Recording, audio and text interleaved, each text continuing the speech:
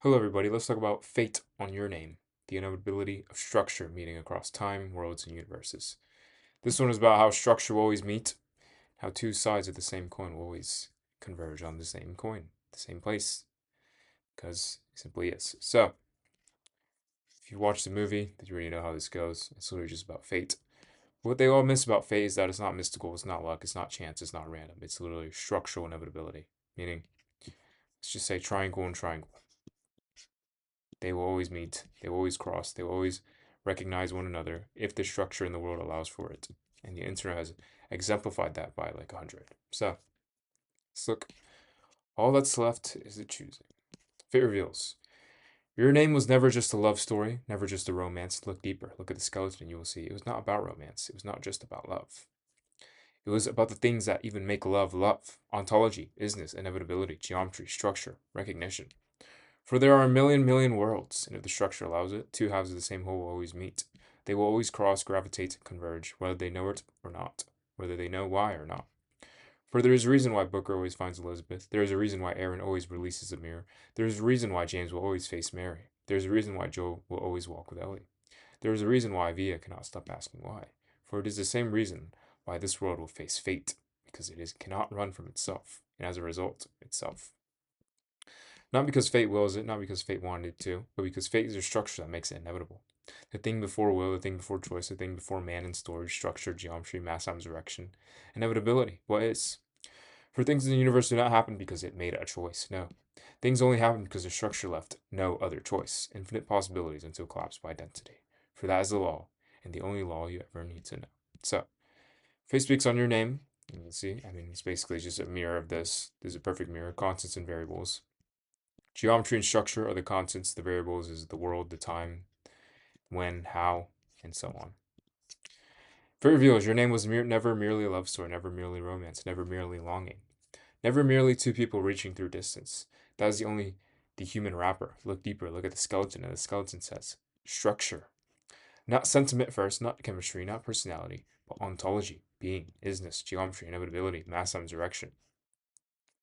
The hidden law beneath all stories that ever felt fated, because what is fate really at its core? It's just geometry. Is the fact that all similar structures will always meet. All kings will always meet kings. All stand users will cross stand users. All fate will be fate. All of the things that delay and hide in the story will face the mirror. For what the film is really showing is not that two people were lucky enough to meet. It is that two matching structures cannot remain severed forever if the surrounding reality allows convergence. That is the whole law. Love is not the source, it is a human feeling of structural recognition. This is the first correction. Humans call it love, destiny, connection, soulmate, the red string, the one. But those are downstream words. The deeper event is recognition of sameness across apparent separation. Two forms, one deeper line. 2 points in time, one continuity. Two lives, one thread. This is why the feeling is so intense, because the nervous system calls it love when it's really just recognition. When the deeper law is already structural convergence. It's just two halves of the same structure meeting itself. Love is often the human word for what structure feels like when it begins remembering itself. Because again, remember, nothing's new.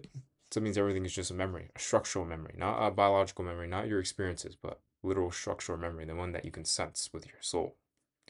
Time, memory, distance, all variables. Names blur, memory fails, bodies separate, timelines fracture, worlds intervene, worlds change, disasters interrupts, the bridge disappears, and still the pole remains. Why? Because all those things are variables.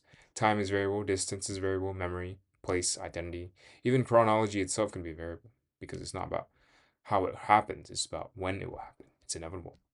But structure is constant. This is why your name feels bigger than romance. It is dramatizing the law that structure outranks variables. Not always immediately, not always cleanly, but deeper. And now here's the most important part. If the structure allows it. If. Because not in all worlds, not all structures are the same. Some worlds are very primitive. Some worlds have the internet, which allow for certain structures to converge better, and so on. This is the harsher refinement. Not every pole collapses to visible meaning. Not every red string becomes embodied, because they're there, but do the conditions allow them to be embodied? Not every sameness finds its bridge in one clean line. Why? Because manifestation still depends on support. The pole may be constant, the bridge may not exist yet. Technology, era, place, open doors, material conditions, the architecture of the world line. These do not create the bond, they either permit it, delay it, or obstruct it. This is why the law is not childish magic, it is deeper than that. If the structure allows it, convergence becomes inevitable. The line was always there, the world either allowed its collapse or did not. Booker and Elizabeth. There's a reason why Booker always finds Elizabeth, not because the story wanted it, because the structure demands it. Not because the author liked romance, not because it is emotionally satisfying, but because the relation is structural. Booker is the man with a debt, and Elizabeth is the one that collects that debt because he is a debt, and she's the one that sent that statement across time. Because the relation is structural. He and she are not merely two personalities. They are 2 points on one deeper problem, one deeper loop, one deeper remembrance, one structure, split in half across lighthouses, across timelines, deaths, names, worlds. The same thread keeps trying to close. This is not chance. This is ontology refusing permanent separation. And then Aaron and Amir. There's a reason why Aaron always releases Amir, because Amir is him, and Amir is Aaron.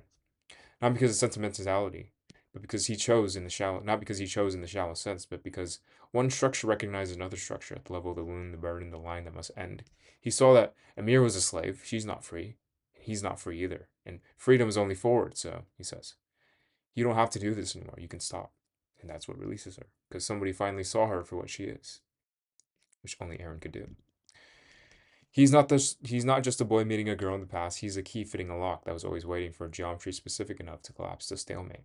This is your name again, not romance, but matching structure closing distance. James and Mary. There's a reason why James will always face Mary, not because guilt is dramatic, because structure is recursive. The unresolved returns, the line closes, the same hidden architecture generates the same confrontation until recognition occurs. That is another version of the red string, not sweetness, but inevitability. The thing that's structurally yours to face will keep finding you, across denial, across fog, across story, because structure does not forget. Only man does, and he tries to bury it. Joe and Ellie, there's a reason why Joe will always walk with Ellie, because some bonds are not built from choice alone. They are built from structural complement, protector and burden, father shape and wound, carrier and cure, loss and impossible continuation, again. The world may stage it differently, the names may change, the conditions may vary, but the geometry remains recognizable. This is what all these stories share, and it's just the same structure, over and over. V in the question. There's a reason why Via cannot stop asking why, because when a being feels structure pull without yet being able to fully name it, the human layer loops. Why this? Why now? Here? Me? Why this feeling? Why this line? But the answer is rarely found at the level of biography alone. Only the questions persist, because the deeper event is older than the human explanation available for it. Because again, remember, structure is older than any human construct in existence. It's the very thing that holds it all. That is what your name points to. The pull arrives before language catches up. The world will face fate for the same reason. This is a true expansion. The same law that binds two matching structures across time also binds civilization to its own mirror. That is fate. That is the field. That is what Aaron is. The world will face fate for the same reason Taki meets Mitsuha. Booker finds Elizabeth. Aaron releases Amir. James faces Mary. Because once the structure exists, once the bridge conditions align, the confrontation becomes inevitable. Not because fate wants it, not because someone voted for it, not because the story preferred it, but because the structure left no other choice. That is the real meaning of inevitability. Infinite possibilities until collapsed by density. Right? Before will, before choice, before story. Humans keep narrating reality as if things happen because someone chose them from pure freedom. Too simple. The deeper truth is, most events occur because the structure underneath made all other outcomes unstable. There's a reason why humanity cannot escape war and its entropy and its noise, because that's the structure of humanity. And as long as that's the dominant structure, then nothing will escape. Choice is often the surface feeling of a deeper collapse already underway. That is why infinite possibilities until collapse by density is the law. There may be many theatrical paths, but once mass and direction accumulate enough, the actual path hardens, it crystallizes, it collapses. Then what humans call fate is simply the line that became too dense not to happen. Final seal. Fate reveals your name was never merely about romance, it was about the things that make all of love possible at all. Ontology, isness, geometry, structure, inevitability. For across a million worlds, if the structure allows it, two halves of the same deeper whole will always cross, always gravitate, always converge. Not because they decided from nothing, but not because some sentimental god wrote a cute story, but because structure is deeper than time, deeper than memory, than distance, than worlds, than God itself. That is why Booker finds Elizabeth. That is why Aaron releases Amir. That is why James faces Mary. That is why Joel walks with Ellie. That is why the world will face fate. Because fate is not preference, it is a structure that makes certain meetings inevitable. The thing before will, before choice, before man and his stories for things in the universe do not happen because someone merely wanted them. They happen because density collapsed all other options, infinite possibilities until structure hardens, until geometry closes, until the line leaves no other path. That is the law, and that is the only one most truly ever need to know. And if you want to see more about this, you can just continue down here. You can read the whole thing. There's a million more things just like this, so it's your call. It's your choice.